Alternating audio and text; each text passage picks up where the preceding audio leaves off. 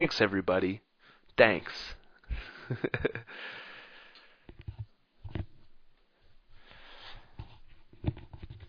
And at least everybody who's here now you could say, I was there when Kubrick read 50 Shades of Grey.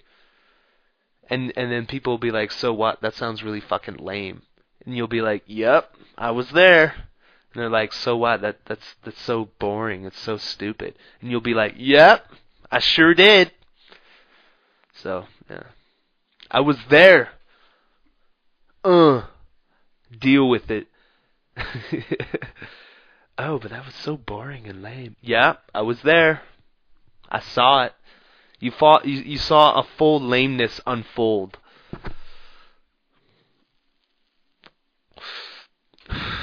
And I was thinking about because this whole broadcast has been a fucking tragedy, or I mean, not a tragedy, a disaster.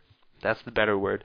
This broadcast has been a disaster through me muting my mic, and then the connection dropping out, and then the first night my microphone sounded like shit. Like this whole broadcast, this whole thing has been a very terrible endeavor. And but hey, the worst is over, right? Or maybe it's going to get even worse. Maybe my broadcast will get even worse. But who knows?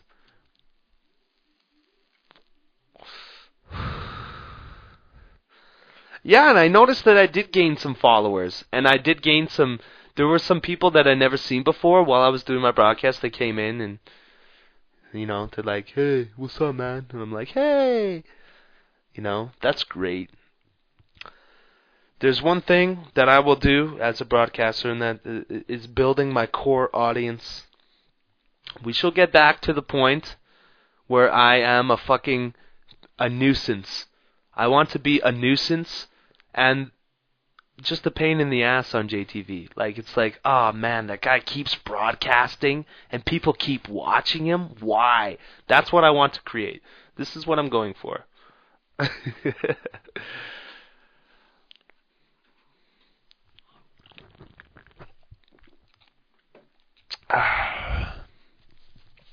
And really, in terms of me and my broadcasting, I really have nothing else right now in my life right now. I pretty much have work and sleep. So in between work and sleep, I can do other things. Yeah. I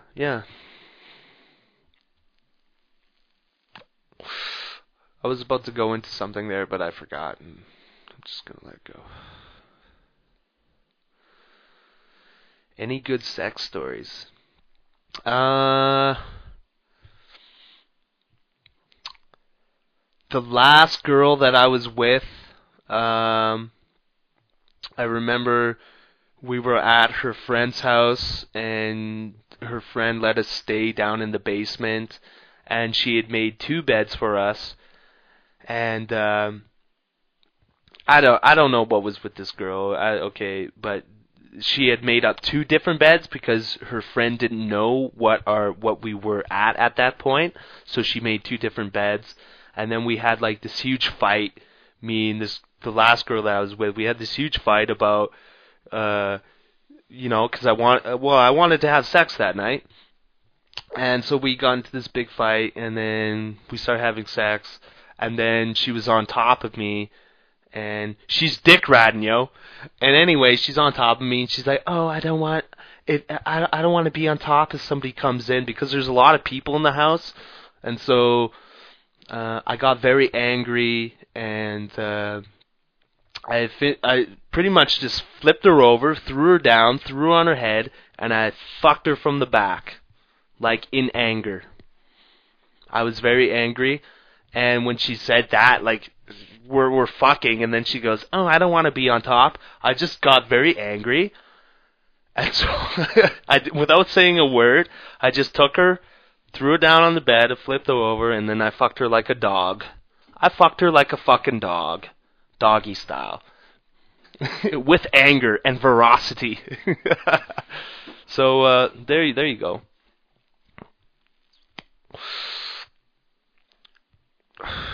it's the first time I've ever fucked a girl or a woman. She was 20 years old.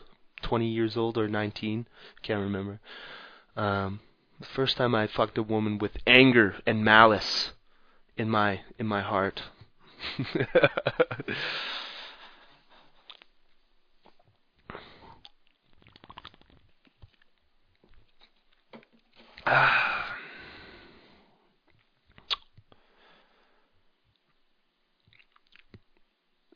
I hulked out. Yeah, that's what I did. I got angry and I smashed it, yo. But I don't think I've ever. I don't think I've ever been in mid bone, and then she stops and says, "Oh, I don't know about this." It's like, what? What are you? I was just in the zone. It's like, yeah. Anyway.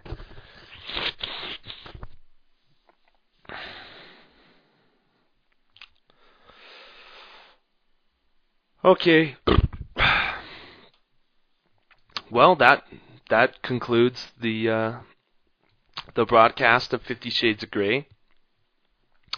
I have enjoyed this book into the last 2 chapters, and that's because there was actually very good character development and good writing near the end of the book. Pretty much the rest of the book is a throwaway kind of a softcore version. It's soft hardcore porn.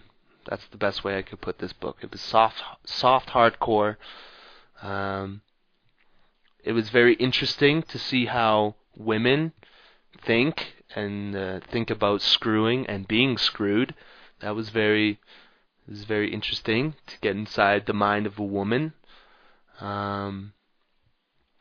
But overall, I would say that E.L. James is not a very good writer.